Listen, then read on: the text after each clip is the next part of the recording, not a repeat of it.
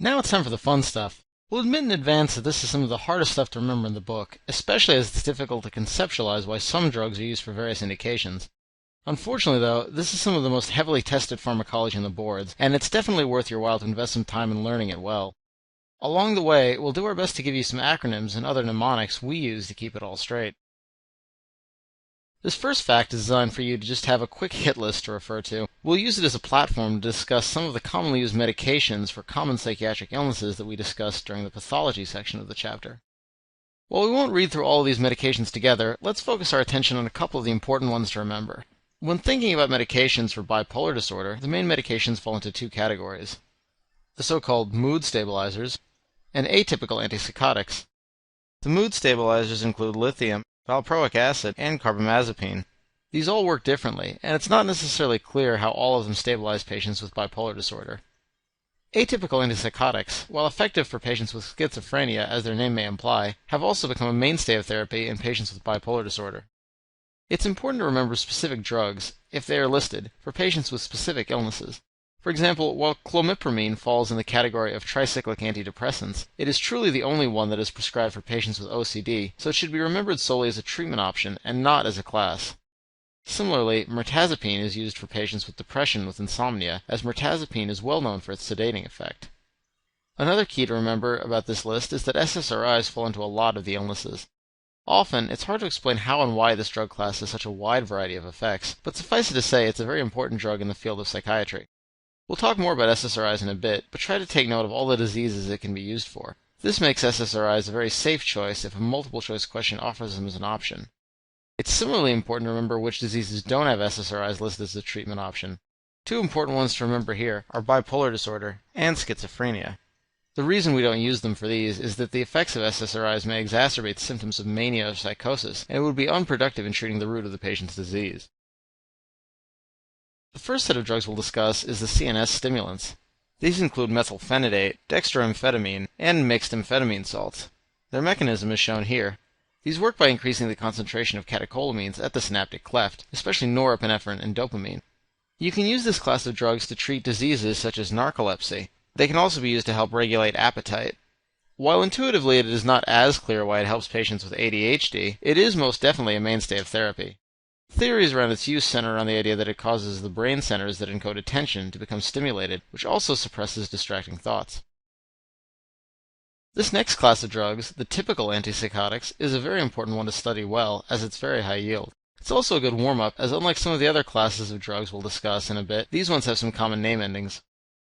The first thing to remember is that all of these drugs, with one exception, are part of a drug class called phenothiazines, and accordingly they all end in azine, and include trifluoperazine, fluphenazine, thioridazine, and chlorpromazine. Just remember, this doesn't include drugs like the antihypertensive hydralazine and the sulfa drug sulfasalazine or sulfadiazine, and the azines rule should work out well for you. The other classic drug in this group of typical antipsychotics is haloperidol.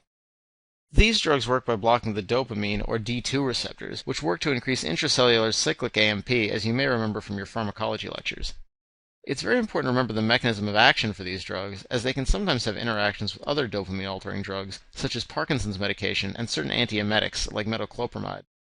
Their clinical uses are fairly narrow, primarily as their name implies to treat schizophrenia, psychosis, and acute mania. However, they can also be used to treat Tourette's syndrome. The key in learning these drugs is in understanding their common and life-threatening side effects. Pharmacologically, these drugs are very lipid-soluble and are stored in body fat, which makes them take a while to be removed from the body. In terms of kinetics, keep in mind that they will actually partition into the lipid elements of muscle before adipose tissue due to the increased vascularity of muscle versus fat. The more common side effects from these drugs are mainly the extrapyramidal side effects. These effects often vary based on the duration of use by the patient. Within the immediate first 4 hours of use, patients may experience acute dystonias, including muscle spasms, stiffness, or even oculogyric crises. At 4 days, patients may notice achynesias with Parkinsonian symptoms. Then at 4 weeks, patients may notice akathisia, which in Greek almost literally translates to an inability to sit still. You can see why they used to mandate that all medical students take Latin and Greek. And finally, the late effects manifest as tardive dyskinesias. Tardive dyskinesia is characterized by stereotypical oral and facial movements. Once these begin, it's often difficult to reverse them, even with cessation of medication. Another set of side effects that are known to occur from use of antipsychotics are endocrine. This stems from the fact that increased levels of dopamine suppress levels of the hormone prolactin. Similarly, decreased levels of dopamine, which is induced by dopamine antagonists like the antipsychotic medications, will cause prolactin levels to increase, leading to galactorrhea and/or amenorrhea or irregularities in the menstrual cycle. Another set of side effects occur as a result of cross-reactivity of antipsychotics. Even though these are designed to antagonize dopamine receptors, antipsychotic medications will have effects on other receptors as well. They may block muscarinic receptors, causing side effects like dry mouth and constipation. They can also block alpha receptors, which would lead to hypotension, and they can also cause histamine receptor blockades, which can lead to sedation. In patients with acute psychosis or mania, this histamine blocking effect and the resulting sedation is a part of the desired effect when this medication is administered. The final side effect is one of the more worrisome and potentially life-threatening ones, albeit rare. It's referred to as neuroleptic malignant syndrome, or NMS. The symptoms of NMS are individually somewhat nonspecific, but as a constellation, there are not many diseases that look this way. The memory aid fever will help you remember these side effects. They include fever, encephalopathy, vitals instability, elevated enzymes, and rigidity of muscles. The muscle rigidity is often one of the giveaway clues if you have a question on this disorder. The other lab hematologic values which you'll often see elevated include myoglobin, which you may also see in the urine. Also, the fever tends to be very elevated to ranges that may not be compatible with life, often over 103 or 104, up to even 107. The treatment for this is prompt administration of dantrolene, which we'll discuss in the neuro chapter, and dopamine agonists to help reverse the effects of the drug. Before we move on, there's one final set of side effects that are worth remembering for two of the typical antipsychotics, chlorpromazine and thyroidazine. Both of these can cause deposits in the eye, however, they often go to different places in the eye. Chlorpromazine classically deposits in the cornea, and thyroidazine classically deposits in the retina. This memory aid should help you remember the distinction. It's important to remember that chlorpromazine and thyroidazine are low-potency antipsychotics and tend to have more anticholinergic, antihistamine, and alpha blockade effects, whereas trifluoperazine, fluphenazine, and haloperidol are high-potency antipsychotics and tend to have more of the extrapyramidal symptoms. You can keep these all straight with the acronyms cheating thieves are low for chlorpromazine and thyroidazine, and try to fly high for trifluoperazine, fluphenazine, and haloperidol. The next drug class is the atypical antipsychotics. These drugs are used to treat a similar spectrum of diseases as the typical antipsychotics, but they're often thought to have a more favorable side effect profile and are also more effective for the negative symptoms of schizophrenia, such as avolition and flat affect. There are 6 drugs in this class you should know: olanzapine, clozapine, quetiapine, risperidone, aripiprazole, and ziprasidone.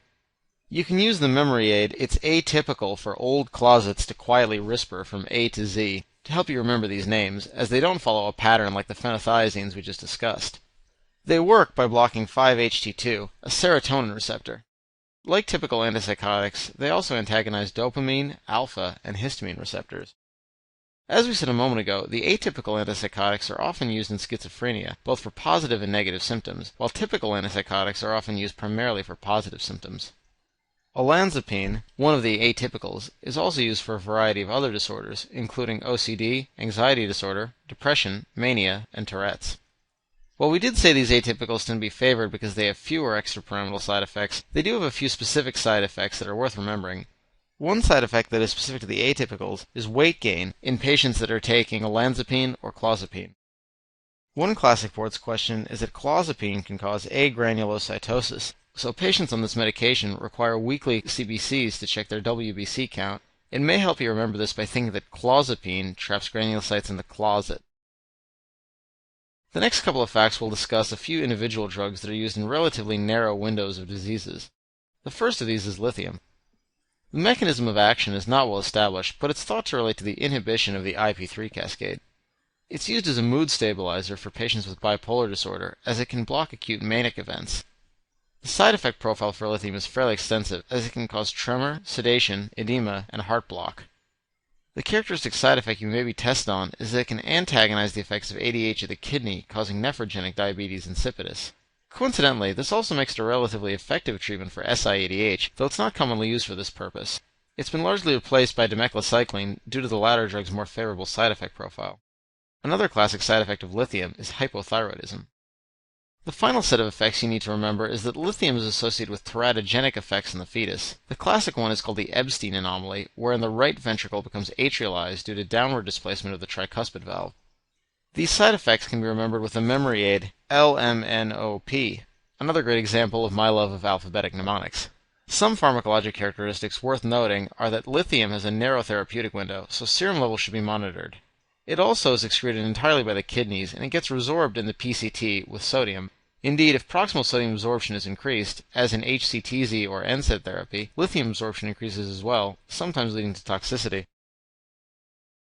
The next medication we'll discuss is buspirone. This drug works as a serotonin 5-HT1A partial receptor agonist. As you may have seen earlier, this medication is used to treat generalized anxiety disorder. It's thought to be an effective medication in part because it does not cause sedation, addiction, or tolerance. It's this facet of the drug that's usually tested. I always remember this by remembering that you can't drive a bus if you're sedated. Unlike barbiturates and benzos, buspirone will not interact with alcohol.